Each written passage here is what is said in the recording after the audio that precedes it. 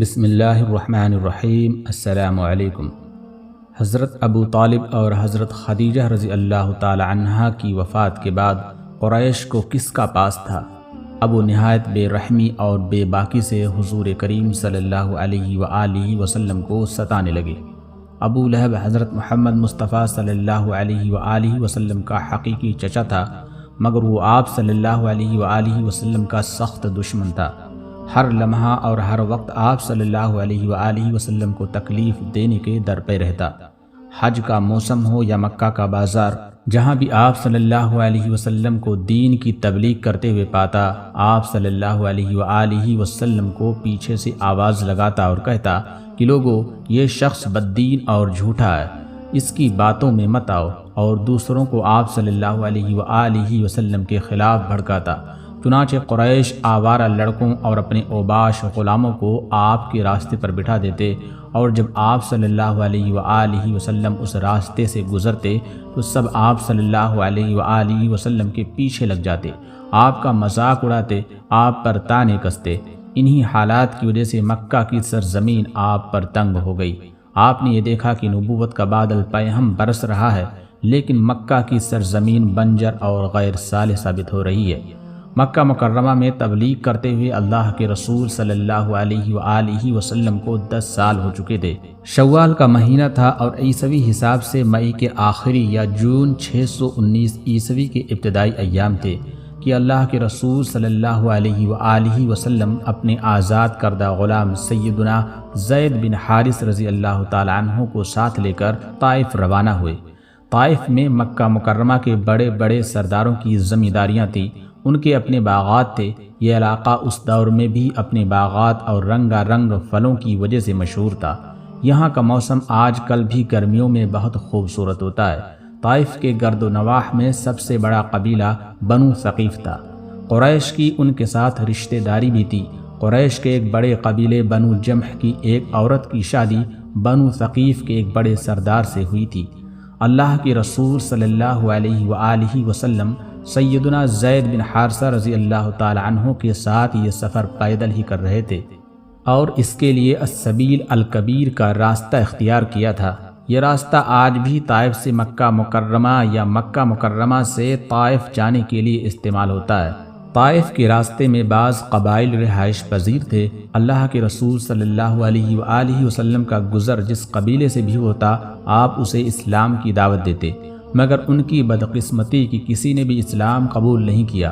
بنو ثقیف کے 3 بااثر سردار عبد یالیل، مسعود اور حبیب تھے۔ یہ تینوں بھائی تھے۔ ان کے والد کا نام عمرو بن عمیر ثقفی تھا۔ یہ بنو ثقیف کے رئیس اور سربراہ تھے۔ اللہ کے رسول صلی اللہ علیہ وسلم نے طائف میں 10 روز قیام کیا۔ اس دوران آپ باری باری بنو ثقیف کے سرداروں کے پاس تشریف لے جاتے اور انہیں عقیدہ توحید کی دعوت دیتے رہے۔ ان کے جوابات ایک دوسرے سے بڑھ کر کرخت اور بیہودہ تھے۔ ذرا عبد یالیل کے الفاظ پر غور کریں کہ اگر اللہ نے واقعی تمہیں رسول بنایا ہے تو میں کعبے کا غلاف پھاڑ دوں گا، یعنی اگر اللہ نے تمہارے جیسے کمزور شخص کو نبی بنایا ہے تو میں اس کے گھر کا کوئی احترام نہیں کروں گا۔ مسعود بن عمرو ثقفی نے ہرزہ سرائی کرتے ہوئے کہا، کیا اللہ کو تمہارے علاوہ اور کوئی نہیں ملا جسے نبوت عطا کی جاتی؟ حبیب نے کہا، میں تم سے ہرگز بات نہیں کروں گا۔ اگر تم واقعی اللہ کے نبی ہو تو تمہاری بات رد کرنا اور رسول سے بحث کرنا میرے لیے انتہائی خطرناک ہے، اور اگر تم اللہ پر جھوٹ باندھ رہے ہو تو یہ بات میری شان کے خلاف ہے کہ میں ایک جھوٹے سے بات کروں۔ ناظرین کرام، ذرا غور کیجئے، اس قسم کے جوابات سن کر اللہ کے رسول صلی اللہ علیہ وآلہ وسلم کے قلب اطہر پر کیا گزری ہوگی، مگر کائنات کی سب سے عظیم شخصیت اس قسم کے حوصلہ شکن الفاظ سن کر بھی اپنے مشن سے 1 انچ پیچھے نہیں ہٹی۔ آپ صلی اللہ علیہ وآلہ وسلم نے ان سے فرمایا، ٹھیک ہے کہ تم نے میری بات نہیں مانی، مگر یہ گفتگو اپنے تک ہی محدود رکھنا، اس کا چرچا نہ کرنا۔ آپ صلی اللہ علیہ وسلم کا خیال تھا کہ یہ خبر قریش تک نہ پہنچے تاکہ وہ اپنی سختی میں مزید اضافہ نہ کریں۔ اللہ کے رسول صلی اللہ علیہ وآلہ وسلم یہ مختصر سے کلمات کہہ کر وہاں سے اٹھائے، مگر وہ شریف لوگ نہ تھے۔ انہوں نے نہایت گھٹیا طرز عمل کا مظاہرہ کیا۔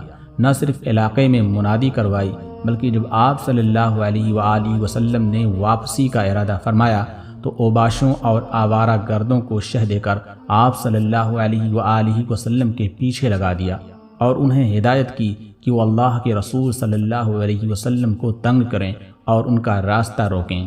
طائف کے در و دیوار یہ منظر دیکھ رہے تھے کہ اللہ کے رسول صلی اللہ علیہ وآلہ وسلم زید بن حارثہ رضی اللہ تعالی عنہ کے ساتھ مکہ مکرمہ کی طرف روانہ ہو رہے ہیں۔ ادھر طائف کے آوارہ گرد گالیاں دیتے، تالیاں بجاتے اور شور مچاتے آپ کے پیچھے لگ گئے ہیں۔ وہ راستے کے دونوں جانب کھڑے ہو گئے ہیں۔ بات گالیوں اور بد زبانیوں سے آگے بڑھ کر پتھر چلانے پر آ گئی ہے۔ وہ اللہ کے رسول صلی اللہ علیہ وآلہ وسلم کو پتھر مارنے لگے، سنگ باری تیز کر دی، آپ کی پڈلیوں پر گہرے زخم لگ گئے، ان سے خون بہنے لگا، نعلین مبارک خون میں تر بتر ہو گئے۔ زید بن حارثہ رضی اللہ تعالی عنہ اپنے جسم کو ڈھال بنا کر آپ کو پتھروں سے بچانے کی ناکام کوشش کر رہے ہیں۔ وہ خود بھی محفوظ نہیں رہے، ان کا سر بھی پھٹ گیا۔ سیرت نگاروں کے مطابق آپ صلی اللہ علیہ وآلہ وسلم آبادی سے نکلے تو بے ہوش ہو کر گر پڑے۔ زید بن حارثہ رضی اللہ تعالی عنہ آپ کو اٹھا کر قریب ہی پانی کے ایک چشمے پر لے گئے، زخموں کو پانی سے دھونے کی کوشش کی، نعلین مبارک اتارنا چاہا تو وہ خون سے اس طرح جم چکے تھے کہ اتارنا مشکل تھا۔ بنو امیہ کے سردار عتبہ بن ربیعہ کا باغ قریب ہی تھا۔ یہ باغ طائف سے کم و بیش 5 کلومیٹر دور ہے۔ آپ صلی اللہ علیہ وسلم نے اس باغ میں پناہ لی۔ اس وقت اوباش اور آوارہ گرد بھی واپس ہو گئے تھے۔ عتبہ اپنے بھائی شیبہ کے ساتھ مکہ مکرمہ سے آیا ہوا تھا، وہ بھی یہ منظر دیکھ رہا تھا۔ یہ کافر تھے مگر مکارم اخلاق تو ان کا وصف تھا۔ یوں بھی رشتہ داری تھی، انہیں غیرت آئی کہ ان کے رشتہ دار کے ساتھ اہل طائف نے بدسلوکی کی ہے۔ اپنے غلام عداس کو بلایا۔ عداس نینوا کا رہنے والا عیسائی تھا۔ اسے انگوروں کے چند خوشے دے کر کہا، اسے ان مہمانوں کے پاس لے جاؤ۔ عداس کی خوش قسمتی کی کیا کہنے، اسے اللہ کے رسول صلی اللہ علیہ وسلم کی خدمت کرنے کی سعادت مل رہی تھی۔ عداس انگور لے کر آیا تو اس نے دیکھا اور سنا کہ اللہ کے رسول انگوروں کی طرف ہاتھ بڑھا کر فرما رہے ہیں، بسم اللہ، اور پھر کھانا شروع کر دیا۔ عداس معزز مہمان کی طرف تعجب بھری نگاہوں سے دیکھ رہا تھا اور سوچ رہا تھا کہ بسم اللہ کا کلمہ یہاں کے لوگ تو نہیں بولتے، وہ تو اللہ کے نام سے کھانے کا آغاز نہیں کرتے۔ عداس کہنے لگا، یہ جملہ تو اس شہر کے لوگ نہیں بولتے۔ ارشاد فرمایا، تم کہاں کے رہنے والے ہو اور تمہارا دین کیا ہے؟ عداس نے کہا، میں نینوا کا رہنے والا ہوں اور عیسائی ہوں۔ اللہ کے رسول صلی اللہ علیہ وسلم پوچھ رہے ہیں، اچھا تو تم مرد صالح یونس بن متہ کے شہر کے رہنے والے ہو؟ عداس کو بڑا تعجب ہوا۔ اس نے سوال کیا، آپ یونس بن متہ کو کیسے جانتے ہیں؟ آپ نے فرمایا، وہ میرے بھائی تھے، میرے اور ان کے درمیان نبوت کا رشتہ ہے، وہ بھی اللہ کے نبی تھے اور میں بھی اللہ کا نبی ہوں۔ عداس نے جب یہ سنا تو اللہ کے رسول پر جھک پڑا اور آپ کے سر اور ہاتھ پاؤں کو بوسہ دیا۔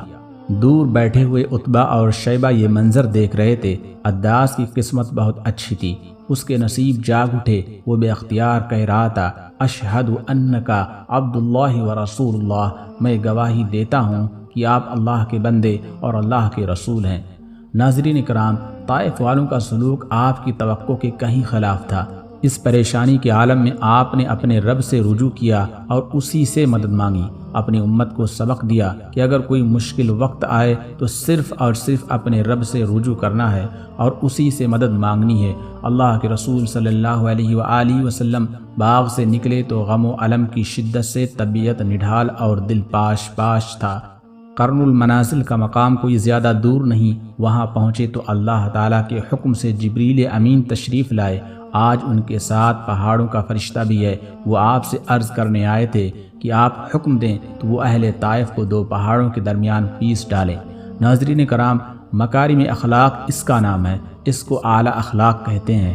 آپ بدلہ لینے کی طاقت رکھتے ہیں۔ جبریل امین عرض کر رہے ہیں، اللہ تعالیٰ نے آپ کے پاس پہاڑوں کا فرشتہ بھی بھیجا ہے تاکہ آپ ان دشمنوں کے بارے میں اسے جو حکم دینا چاہیں دیں۔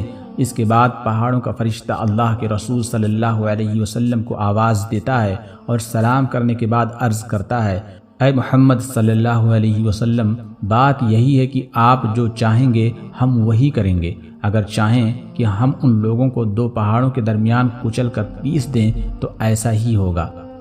ناظرین اکرام، مگر اپنے رسول صلی اللہ علیہ وآلہ وسلم کے اعلیٰ اخلاق کو ملاحظہ کیجیے کہ آپ اہل طائف کی ان زیادتیوں کے باوجود ارشاد فرما رہے ہیں، نہیں بلکہ مجھے امید ہے کہ اللہ عز و جل ان کی پشت سے ایسی نسل پیدا کرے گا جو صرف ایک اللہ کی عبادت کرے گی اور اس کے ساتھ کسی چیز کو شریک نہیں ٹھہرائے گی۔